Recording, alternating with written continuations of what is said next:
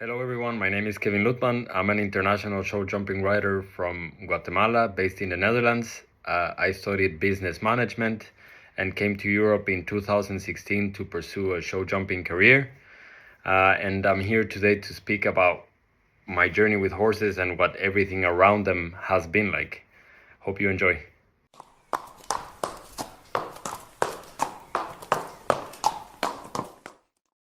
Yeah, I started riding when I was pretty young. My grandparents used to have a farm like 3 hours away from where we used to live. And so in this farm, they had coffee, rice, and tomato plantations, as well as cattle. And so there were parts of the farm that were very difficult to access by car. And so for all of these areas, they had horses. And that's pretty much the earliest memory that I have of riding, really, with my brothers and my cousins, getting on the horses early in the morning and getting off the horses when it started getting dark. So basically riding the whole day. And then my parents were very big on my brothers and I finding extracurricular endeavors, and that's when I found a riding school like 5 minutes away from where we used to live, and that's where I think everything went down. I feel like there is those moments in life where you bump into something that kind of like really speaks to you, and where you ask yourself, is this where my identity should rest? Is this really what I want to do for the rest of my life? And for me, that moment came pretty early. I knew immediately then that this is exactly what I wanted to do. And so that's really where my fascination and my connection with horses really originated. Yeah. I would say that the relationship between horses and humans has, of course, undergone certain transformations throughout time, right? I mean, we don't do with horses now what we used to do with horses centuries ago, right? It was labor, it was transportation, and it was mostly war. And yet, most of the information gathered on horsemanship from millennia back already signals to the important relationship between horses and humans. And so, for instance, last year I read a book called The Art of Horsemanship by Xenophon. So, philosopher and warrior from ancient Greece. And essentially, what he speaks about is about the importance of cultivating that trust with the horse. I mean, if you think about it, those essays were written 355 before Christ, right? And so 2,300 years later, he could not be more right about all of it. Especially today, I feel where the horses have to be at their peak condition physically, but also mentally, to perform the difficult tasks and challenging environments that's being asked of them. The profound connection between horses and humans, I believe, stands as the most sort of compelling evidence of the emotional depth of these incredible creatures. And I truly believe we're kind of like still scratching the surface of that sort of strong inherent bond.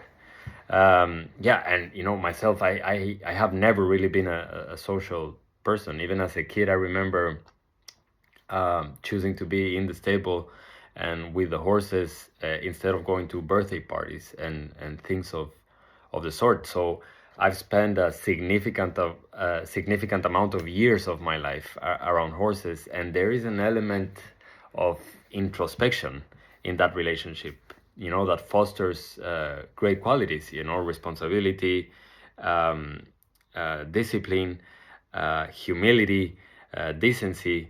And I mean, those I would argue are very important qualities to have as a functional human being.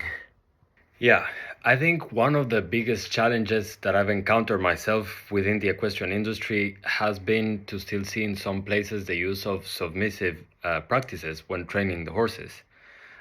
Because when we engage in this type of behavior, when we play the game of I'm the master and you will obey, by definition, what we're doing is that we're enslaving the horse, right? And so not only is this morally corrupt, but it is also detrimental to the horse, it is detrimental to the person, and it is ultimately detrimental to whatever goal is it that we're trying to achieve. And so in the realm of effectiveness, this is a myopic belief that has no benefit at all. And this, I would say, is basically the main reason why, for me, the most rewarding aspect of my involvement with horses has always been teaching them. I know that sounds a little bit conventional in some ways, I guess, but the biggest challenge I can give myself is to teach a horse in ways where they feel curious, where it sparks motivation, where I'm making sure that I'm asking the right questions, where I'm making sure that my timing is correct. To constantly remind myself that the mere fact that they're just trying has to be good enough. To always learn new things, new practices, new methods from different people. I mean, we don't know it all. We have to be in this constant state of learning new things, and so that's I feel the only way that I can enjoy all of this development. And we're also at an age of technology in which whatever is it that we want to learn, it's basically one click away, right? And so it is up to us to learn their language. It is not up to them to learn ours. Yeah, and I also wanted to quickly add that, it is due diligence for all of us to really spread the important message of horse welfare being above anything else. And to watch you and your team dedicate a whole platform to it is wonderful to watch. And we applaud the effort, and we truly wish you all the success. Thank you so much for doing this.